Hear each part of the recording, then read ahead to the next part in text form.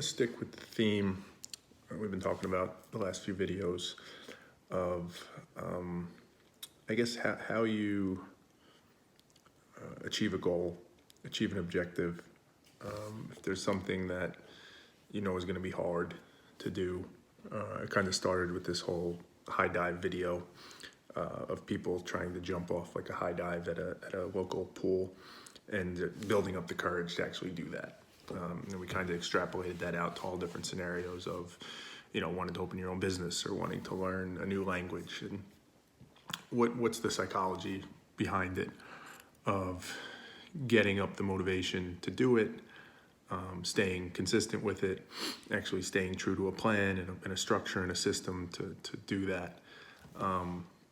And one of the points that I brought up, and I've talked about it a bit, is I think mental toughness is such a critical component of that, because you need to be honest with yourself at the onset. Sticking with the high dive example, you need to be honest with yourself. Do I really want to do this? What are my reasons for wanting to do it? What are the risks of doing this? What could go wrong? And honestly, what are the chances that those things go wrong? Just to name a few, right? These are all things you need to really think about and determine what your true feelings and views are on it. Not your first pass views, not your superficial views, not what you want to believe is true, but what actually is true, right? If you think about it in terms of math, making sure all your numbers, all your inputs are accurate. You're not overweighting something, you're not underweighting something, all that type of stuff. And I think mental toughness is such an important part of that, because part of it is the honesty with yourself is hard.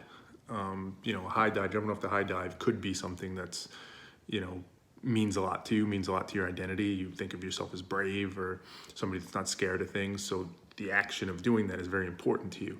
You want to maintain that identity. And maybe you're too scared to do it, but you don't want to tell yourself that. So you're up on that high dive and you're getting ready to jump, and you want to jump because you know you need to, because it's for your identity, but you don't want to.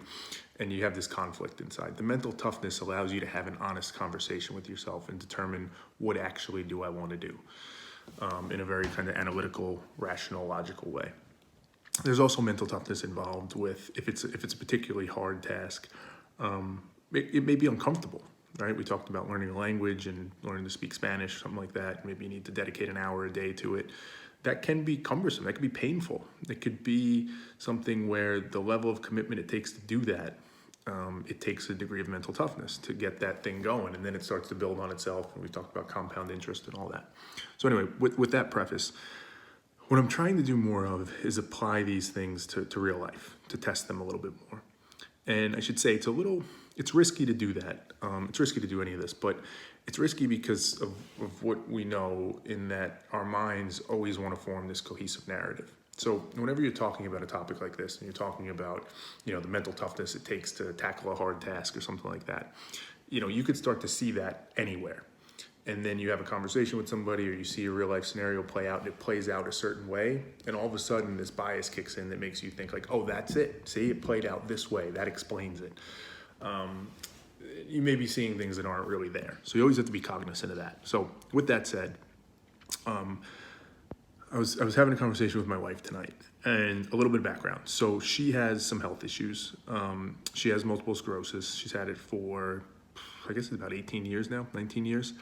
And over the last couple of years, it's gotten a little bit more severe, a lot more severe. But without getting into all the details of it, one of the things, or two of the things I guess it impacts, one is her energy level in general, right? There's always a high level of fatigue, both from like just a tired, needing to sleep perspective, but also just drained mentally, right? So there's some cognitive impairment there. Part of that's from the actual disease itself, but I think a large part of it also is just from that fatigue, that drained, right? And I talk to her a lot. We talk a lot about trying to get her on a schedule, trying to get her to do things that she can control that might help her situation. Eating better, exercising more to the extent she can, you know, trying to do activities that keep her mind engaged, all different kind of like wellness type things that are in her control that might help her situation to some extent. And frankly, we fight about it a lot because she really never has stuck to a plan like that. Again, of just eating well. Let's just stick with eating well for the sake of this. The doctors have told her you need to gain some weight, you need to eat more, you need to eat better, get more calories, more nutrients, etc. It's all very logical and rational. It's been explained. The science behind it's been explained. She's heard it from multiple different people. Common sense suggests it, right? All these things. So from my perspective, it's always frustrating for me, and we have these fights because I'm like, hey, just eat more. You have to eat more. I don't understand. Like, what's happening here? And we'll fight about it a lot. And her response is varied. There's different responses as to why. I mean, obviously she doesn't feel good. That's part of the reason she doesn't want to eat.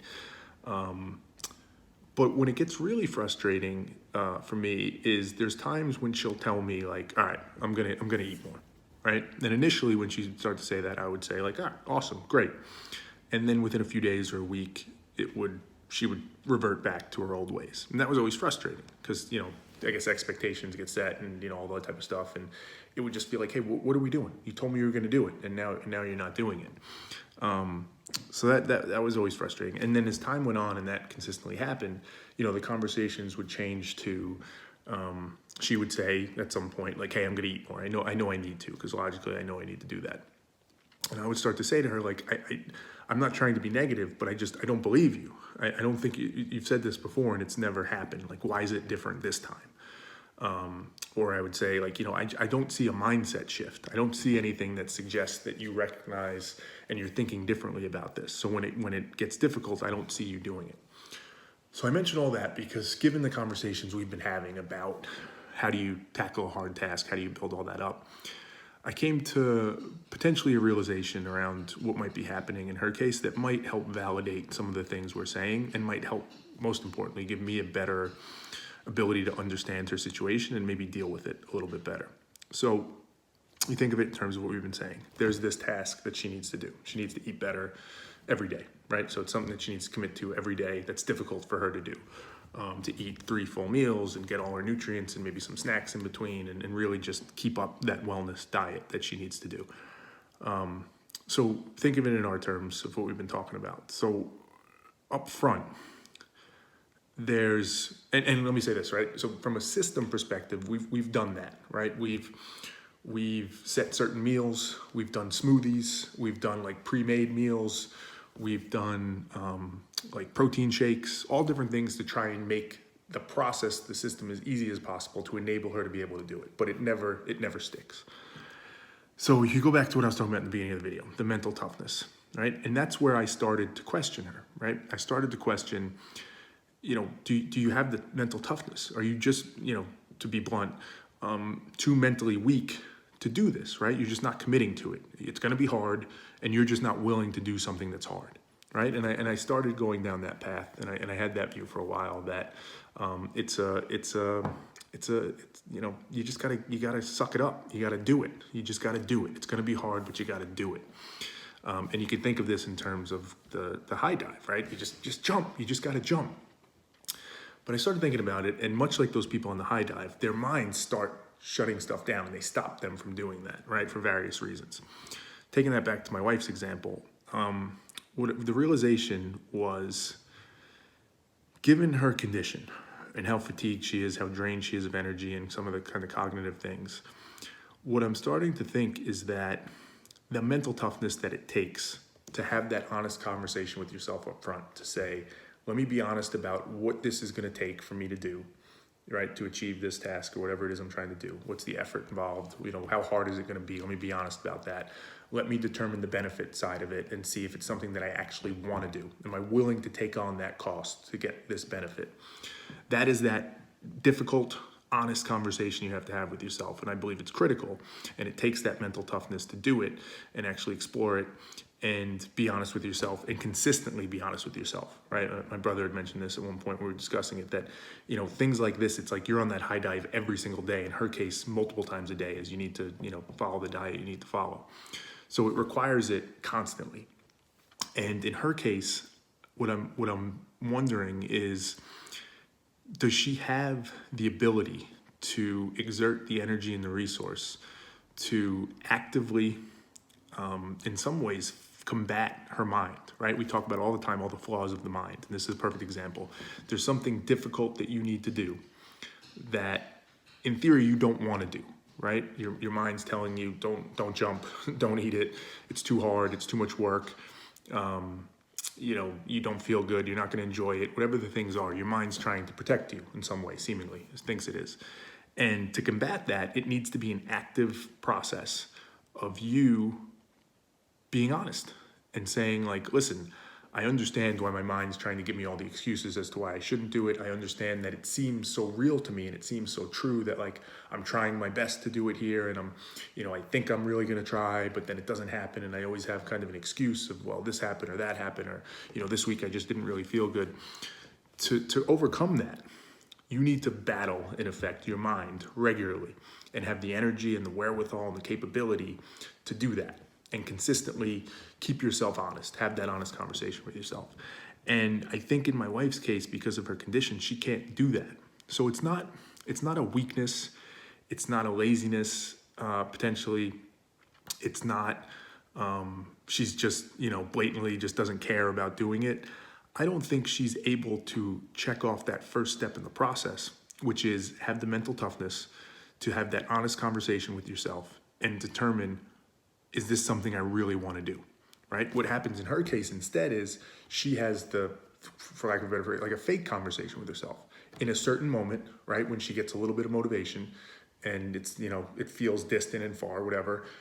Her mind tells her, like, yeah, sure. Yeah, you'll eat well. You'll do what you're supposed to do. Why not? But it's not honest, right? It's not actually understanding, what does that mean? What's it going to take? How difficult is it going to be, for the next few weeks of trying to get into that routine of doing it the way I need to do it? Your mind's not actually getting into all that. So in that moment, it feels, there's a level of certainty there that comes with it of, for sure, I'm going to do it without a doubt.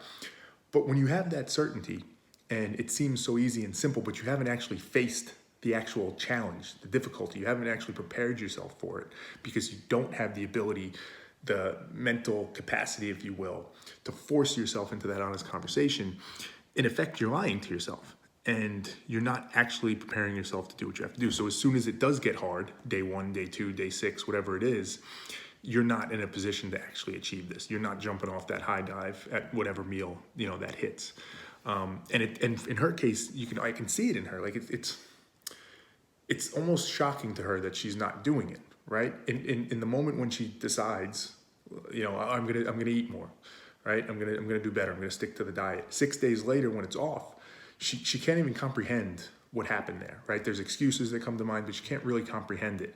And again, I think this comes back to that point of the mental toughness and the honesty with yourself. And she's an interesting use case because it's almost like a test case if you take away the ability to do that. Everybody struggles with it. Myself, everybody struggles with having those honest conversations. But in her case, it's almost like a pureness of it where there's no conversation. She just doesn't have the mental resource to dedicate to doing it. So she's letting her mind and all its flaws just run wild. It's the perfect use case of, like, obviously she's never going to stick to a task because of the reasons we said, the conceptual reasons we laid out of how you do it. You have to be honest with yourself up front. You have to set up the process. You have to stick to it. You have to, all the things. She can't get through step 1 because she doesn't have the mental resource. So perhaps it's a validation of the idea that that mental toughness, that honest conversation with yourself, getting the inputs right as you're evaluating it is so critical.